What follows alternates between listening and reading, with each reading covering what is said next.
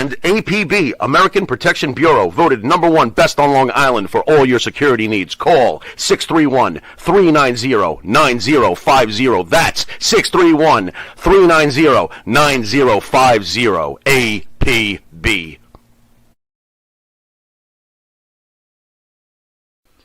You need a body shop? You need engine repair? Auto Excellence, Collision Specialists, 631-261-6420. That's 631-261-6420. Auto Excellence. Jimmy, I gotta take a dump. What? No, I mean I need a dumpster. Well, for all those needs, you need to call Big V Dumpster Rental, Long Island, New York, 631-900-DUMP.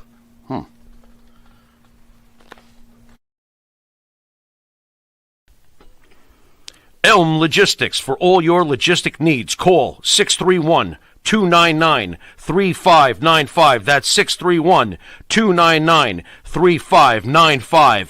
Elm Global Logistics, pride, performance, and partnerships. The Monty and the Pharaoh Show is brought to you by... Because wine is your second favorite four-letter word. California wine, New York attitude. Good fucking wine. Yeah. Tired of that same old breakfast, lunch, and dinner. Same old tasting scrambled eggs, burger, that dinner steak, ribs, or pork chops.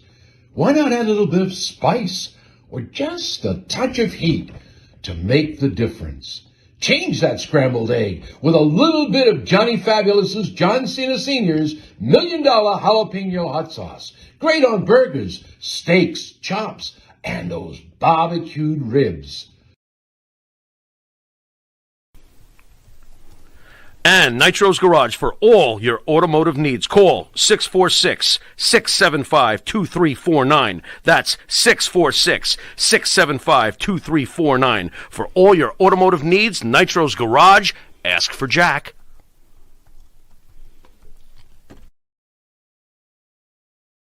Do you treat your dog as part of the family? Well, so do we. So why not celebrate your pup's birthday with the ultimate party box?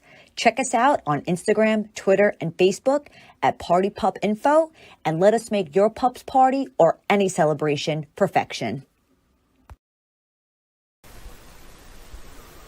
M&J Video Games and Collectibles. Sport and non-sport cards, wrestling items, autographed items. We buy, sell, and trade. M&J Video Games and Collectibles, located at 1049 Queen Street, Southington, Connecticut.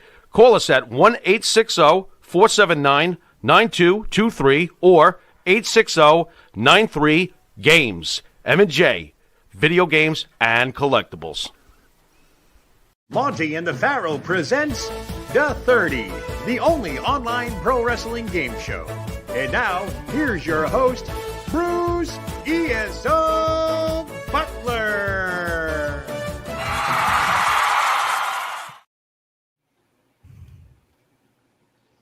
Welcome to The 30, the #1 wrestling online game show, where every Thursday I ask a panel of 4 wrestling experts questions as they compete for points, and the one with the most points at the end of the day is crowned the 30 World Champion. Now let's introduce this esteemed panel. To my left, the president of Thursday Nights, Mr. Phil DeCesare. For the evening, you can refer to me as the Philo ESO, okay? I am here as a surrogate to the original, and some would claim the undefeated and still champion, Jimmy Farrow. Whoa. I know. So he hasn't really given me his official blessing to defend the title for him, but I'm going to give it a shot. Nice. And nice to see you guys. And below him, what a day we are having with our own What a Day, Joe Lowry. What's up, Joe? What a day, guys. What a day. You guys ready to play some games tonight? Let's go. Dan's going to be unseated, but I have a big feeling that he's going down. So I think you're right, Jeff. Let's see what happens. All three of us to do that, man. Yeah. And we can, I think a fatal four-way is in order here. That's what I think we should do. Oh yeah. and to the right of Joe, we hear him already. This is the man with many talents, and now we can call him the poet laureate of the 30, the one and only, the player, Benny Scala. There he is. All right, so for week after week lately, I've been getting this. The screw. All right? So if that happens tonight, I have this. I'm ready. Out of Vaseline. But that Great being product said, placement. Beautiful product placement there. I do have a poem, though. We're going to call this Pros with the Player, and here we go. Hey, everybody. It's Thursday night. Tommy Rowe once sang, Jam Up and Jelly Tight. See if anybody knows that song. Oh, Jesus. The player's here. He's cool. He's hip. Maven doesn't mind a small, well-manicured landing strip.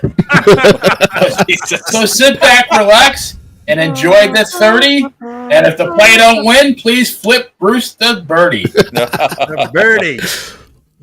The little birdie. Awesome Happy job. sign, baby. Yeah, I think Benny deserves some extra points on that. Well, I got to see in the room if anybody remembers that Tommy Rowe song, though. So listen, Bet John Will does. J.A. Will does. So finally, we do have a true legend of the show.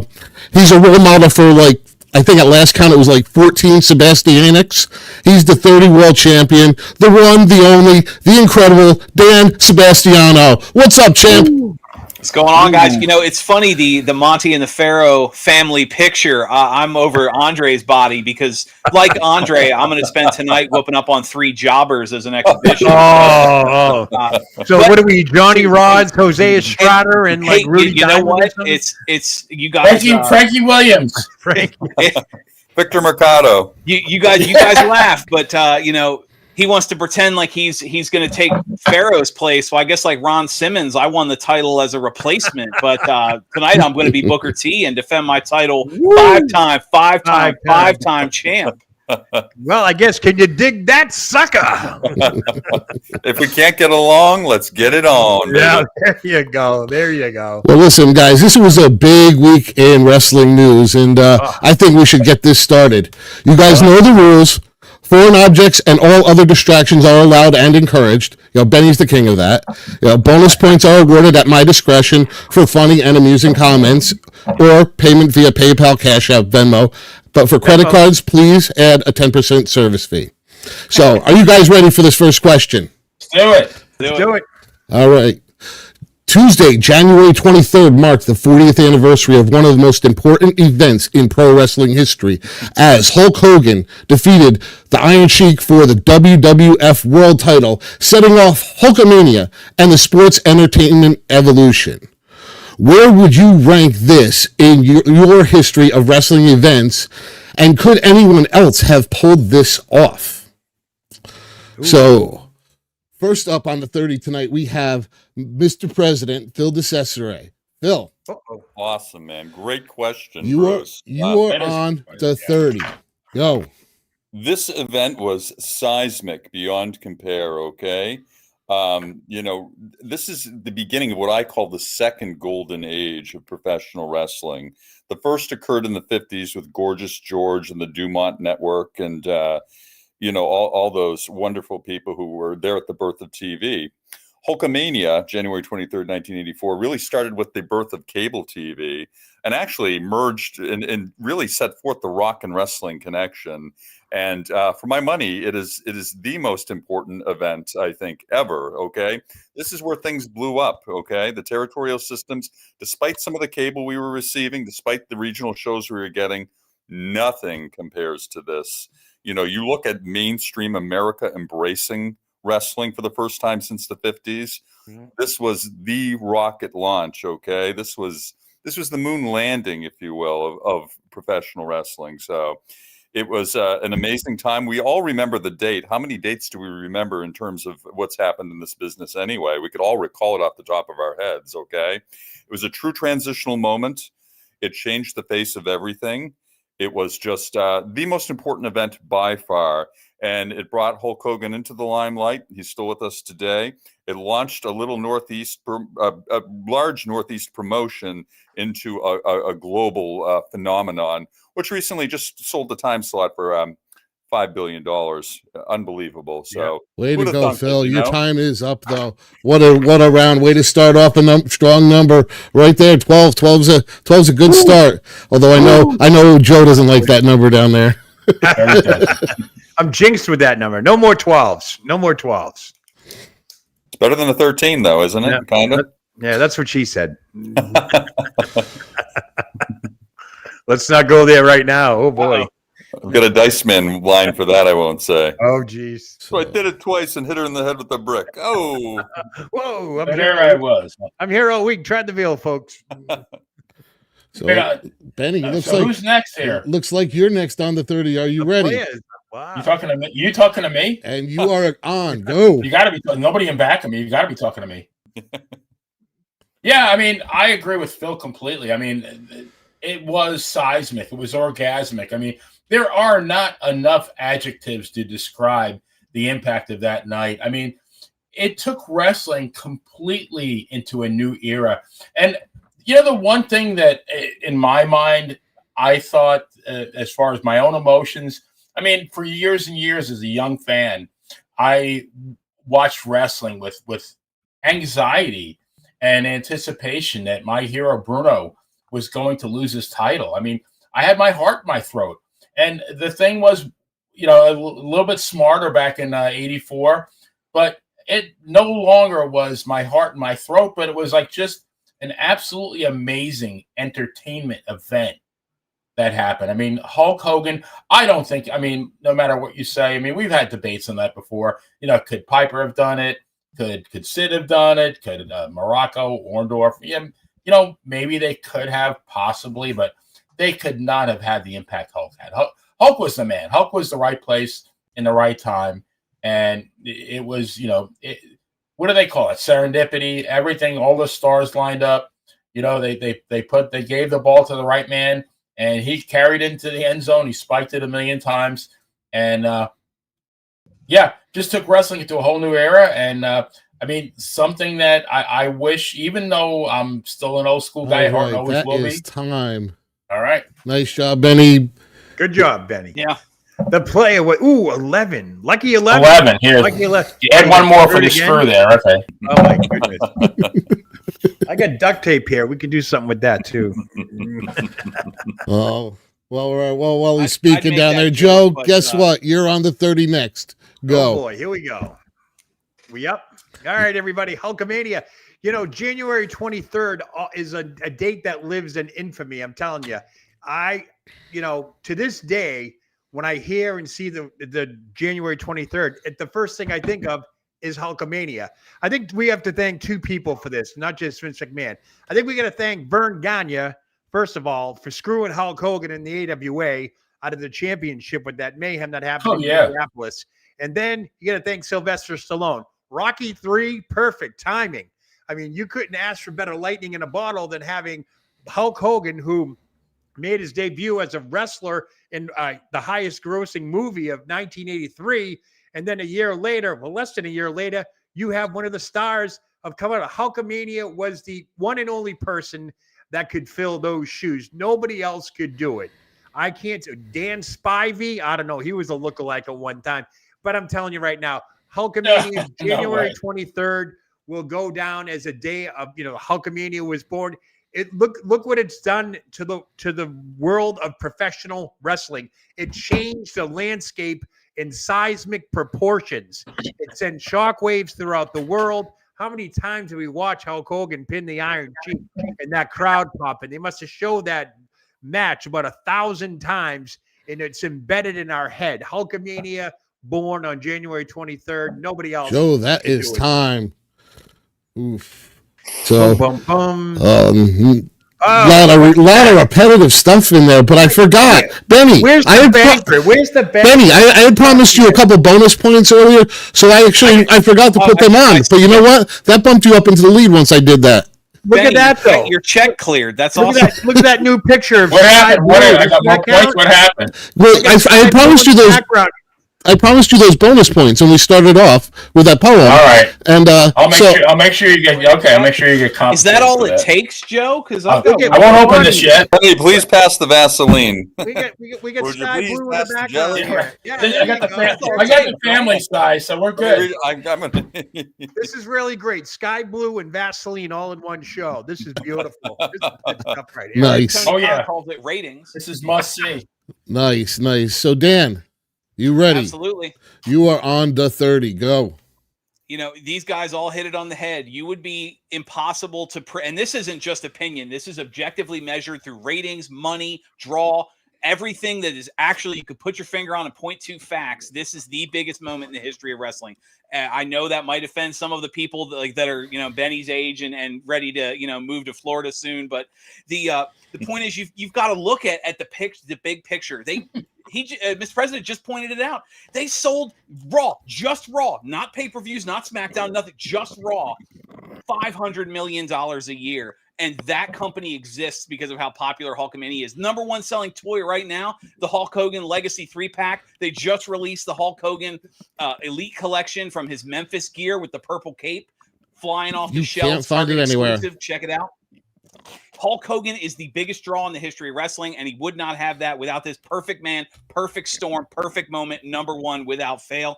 But you also have to look at what happened with the competition. How many people thought that were on the fence went to the WWF from the territories because, holy shit, this Hogan guy is exactly what we need, and they saw the money just falling out of his pockets was enough to sustain them. How many of the territory names followed that moment and said, this is what I want to do? And you saw the territories fall apart after that. It's like I said, impossible. Benny's a money man. What the hell? The Mummy over here is a money man. You're looking at some of these, the president tries to be a money man. Job, but once you get above 4, it gets a little rough. It's impossible to not look at money and not think Hogan is the biggest. Nice job. Overtime Look at here. this. Overtime So the champ had some great points. He had some great points, and he's right on with those Mattel figures. You can't find them anywhere. They're up there. They've printed there's like 6 new Hogan figures out already this year, and they're already all collector's items. It's crazy. Hulkamania lives forever. Yeah, who would have thought it would be so big 40 years later? We'll have to see how the Tampa crowd reacts when he's a surprise entrant in the Rumble this weekend. He's walking with a cane right now. You know how long that walk's going to be at Tropicana Field? We know how long that walk is. Iron Sheik levels. He'll come out to the ring, and he'll come out and get to the ring by WrestleMania. So listen, guys, we really have to get moving on this. Instead of playing, Jimi Hendrix, let's play Inagata Devita, like the whole album cut, the 17 minutes. Taking that long to get to the ring. Unbelievable. All right, guys, listen. All right, let's get on to this next question because we're a little short on time. So again, we had this quite a historic week this week as WWE announced at the end of this year, and in 2025, Raw will be moving off of cable TV and be exclusively streaming on Netflix. How do you feel this will change the landscape of the WWE Raw? And what do you think this means? Do you think this means the end of cable TV as we know it? So let's see. Play it. Looks like you are on the 30. Go. I mean, it's definitely a very significant event. I mean, and the first thing I thought of when I found out how much it was, $5 billion for 10 years, so $500 million for per year for 10 years. I'm thinking like they just gave the middle finger to AEW because what is AEW going to do to come remotely close to that? I mean, if they get 20% of that, they're going to be lucky, and I don't think they'll even do that. So I mean, AEW is going to be like the little brother that wanted to be that never will be. But no, I mean, as far as it's definitely a significant thing. I mean, they've been on USA since 93, so it would be like 32 years. I mean, before that, they were on regular TV and WR Channel 9 when I was growing up. It's significant. I mean, streaming from what do they call it, linear TV or linear broadcasting to streaming. I don't think it's really going to have much of an effect other than we're going to pay more for Netflix now. But I think we're going to adapt it very easily. WWE is going to line their pockets. We're going to pay more for Netflix. I don't know what's going to happen with AEW. But, I mean, No, I don't think it's going to be the end of cable TV because there's plenty of content. But I mean, as far as wrestling on cable TV, yeah, it might be the shift. I guess we'll have to see. I'm not even sure when AEW's contract comes up. Nice job, Good Benny. Good job, player. Good job. Thank you. Unbelievable. I'm getting my butt kicked here. Oh. That's what's going on. Oh, look at that. Yeah. Blade job gone wrong. Well, Joe, you definitely gigged yourself Bruno style. Well, Joe, you got a Glad chance I right now chair. to start redeeming yourself because you are on the I'm 30. back on. Are you kidding me? Go. All right. Well, Raw will go to Netflix in January 2025. However, the WWE will also still be on Peacock until the end of 2026, which means all the premium live events, documentaries, and all things WWE will remain on Peacock until the end of 2026. Also in October, the NXT shifts over to the CW network, which opens up SmackDown to jump over to USA. And just announced today, the WWE network will be ceasing in all remaining markets. So for the next couple of years, the fan has to juggle between streaming networks, cable networks to watch WWE programming. So tell me again, why did they shut down the WWE network? I mean, it's baffling to me that the casual fan would now have to jump all over the place to watch WWE programming when all this could be under one umbrella, and that's the WWE network. But we all know this is not to be, as it's all part of the TKO takeover of WWE. It's apparent TKO wants to expand even more into uncharted waters, such as the streaming network with Netflix, but it's all about the money. $5 billion worth at that. Oh, and by the way, come October 1st, the USA Network will stop airing Raw, which means from October 1st to December 31st, there is currently no home for Monday Night Raw. It must be a full moon, I have to tell you. So, I mean, Raw, Netflix is great, but we're going to have to do a lot of juggling in the next couple of years until this whole thing switches over. All right. Nice job, Joe. Nice job. Time is up, and you owe 1 point off of the lead. Benny's holding on right now.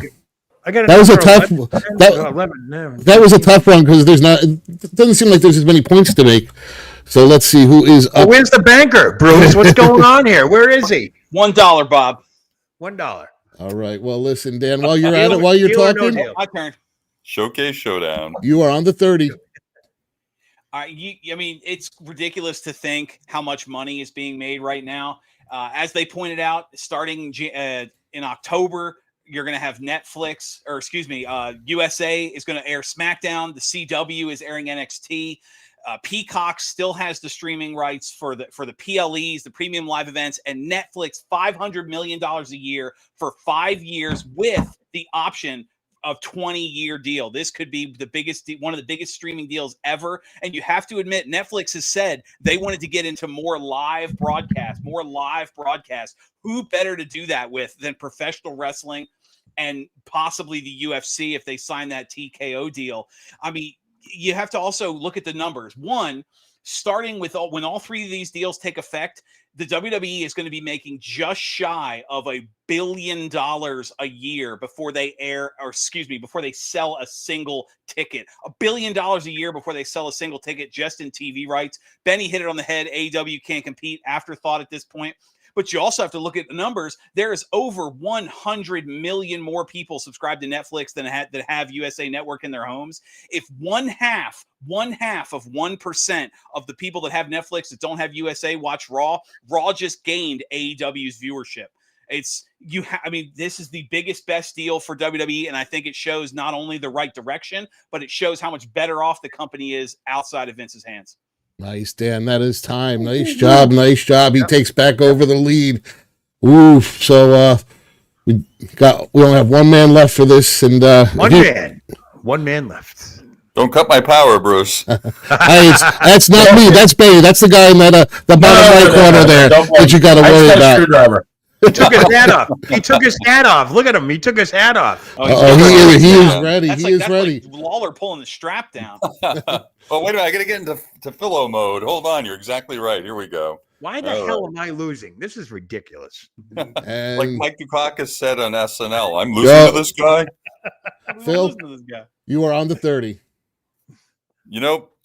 all these numbers are wonderful. They're very meaningful. They speak a lot to the future of these two competing organizations. And you can argue maybe the competition's over, perhaps, but beyond the numbers, beyond the other optics is what kind of content are we going to have now? Now that WWE is going to be free of cable TV and going onto this platform, are we finally going to see a product that's a little edgier, a little more risque? Are we going to finally go back to maybe Attitude Era and then maybe even amp that up a little? You know, I think Netflix is certainly going to let a lot more go by in terms of editing, in terms of censorship and that sort of thing. So I think it's going to change the product that we see.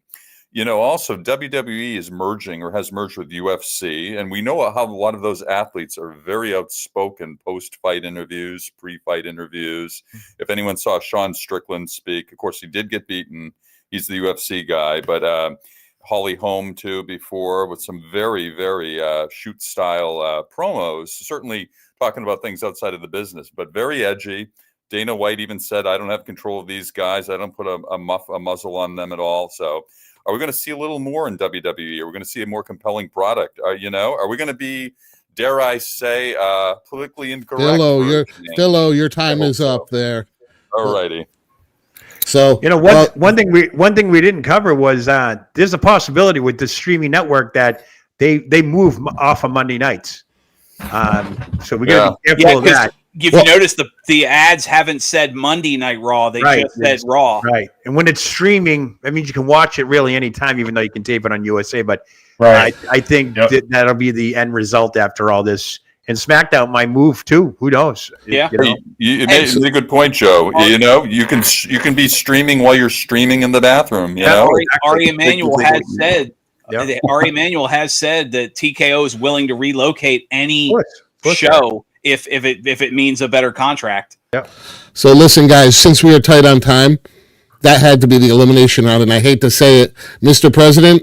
You love to say that, Bruce. What a day, Joe! You're going to see me live in a couple months. I know. Yeah, we got to talk about that. We got to talk about the big event. We'll talk about that offline. But can we just hang out and watch instead of cutting us? Oh, you can listen. You guys, your audio's still on.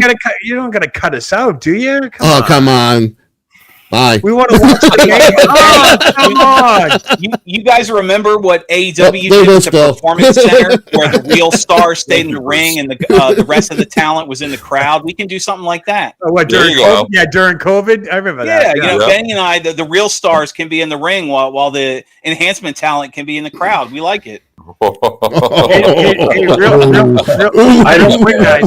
Really quick, we got to get a shout out. The chat's pretty active tonight, so we want to thank everybody for coming on the chat. Yeah, man. Yeah, thank you guys. Thank you guys. Hey, Will, thank you very much. They're all in the house, Jason. So I've got to multitask a little more.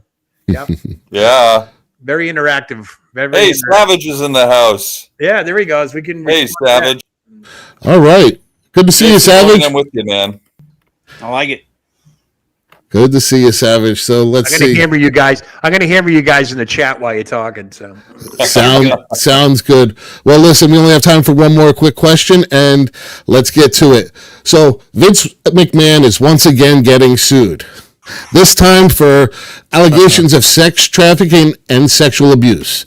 NBC is reporting that McMahon allegedly abused a woman, then gave her to John Laurinaitis, who also sexually abused her, and was under an NDA that McMahon stopped paying, and that's why the basis for this lawsuit. There's much more to this. You guys can read it on your own. I know you guys have seen it coming out. Do you think it's time for TKO and the WWE to further distance themselves from McMahon? So, Playa, you are on the 30, and go. That is the biggest no-brainer of all time. I mean, this woman was supposed to receive $3 million. I mean, how awful could she have been treated? When that McMahon had to pay her $3 million to not say anything. And of course, the idiot only pays her $1 million, defaults on it. Now she's free to say whatever she wants. Here's my thing. I lost respect for Vince McMahon a long time ago, 20 some odd years ago, when Owen Hart fell to his death in Kemper Arena in Kansas City. And you know what he should have done that night. He should have sent everybody home, given them their money back. You know what a tragedy. In the meantime, like now they have people coming out wrestling, and Owen Hart's blood is still not even dried on the mat, and there's floorboards are broken. So Vince McMahon was a piece of shit to me a long time ago. So that's never changed. None of this surprises me. You have, here is wrestling in 2024. Here are your two big promoters. You got Vince McMahon, who is arguably on the Mount Rushmore pieces of shit. It's like what was the name of that movie? Happy Gilmore. I eat pieces of shit like you for breakfast. You eat pieces of shit for breakfast? And then you got Tony Khan, who is, an idiot who can't find his asshole with Google Maps and a funnel. And these are your two promoters in wrestling. And that is time. Nice job, Benny. Let's finish tallying that up, and let's see where you ended up. Oh, that's a good one. That's a good final round. Yeah, that's good. That's a good strong 13 there. Awesome. Good job. Good job. Well, but if we know if anybody can do this, it's the champ. He's done it before. He's adjusting it back. Are you ready, champ? He's ready. You ready? Let's I have go. one question. Where's the cat?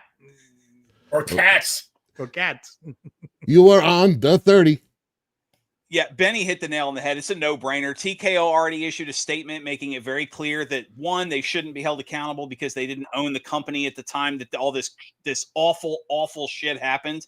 And the other being that they're investigating, and they want to make sure people know Vince McMahon is a figurehead. He sold a third of his TKO holdings. Yes, he's listed as executive chairman of the board, but that is a position in name only. There's the cat, by the way. That is a pat. You on the head. Thanks for coming, Grandpa. Move along. But if you have, I'm not going to get into the details of what happened. It's gross. It's awful. Vince McMahon is a scumbag. If even 1% of what's in this report is true, he needs to be in jail. Not fired, not fined, in fucking prison. It is disgusting. It is awful. The allegations and what this poor woman went through, terrible. And they also need to look at the other names. Vince McMahon is not a sole defendant in this. He's just the biggest name. There are producers, executives, and unfortunately some locker room talent that are mentioned in these complaints. They need to be investigated. TKO needs to cut all ties. Yes, it's about a $2 billion buyout. If they force Vince McMahon to sell his stock, they need to buy him out. They need to purge the McMahon name and show the world we're the bigger, better company here. This is our company now. As a Redskins fan, that's exactly what happened when Dan Snyder, the most worthless, useless piece of shit to ever own a professional sports team, when they kicked him out as owner, that was the production. And that is time. We're bigger and better. Move on. Let's see how we did. Oh no! Oh no! He's lost. We have a new champion, the player. I'm moving that. Let's move that belt down here. Chris, what's your value? All right. Congratulations, player. Hey guys, thank you guys for everything. This off on eBay. I don't need it now. Hey, don't forget to tune into the Money in the Pharaoh show in just a minute, and we gotta go, guys. Later. What a day. Money in the champ. See you guys. The fix is in. This is ridiculous.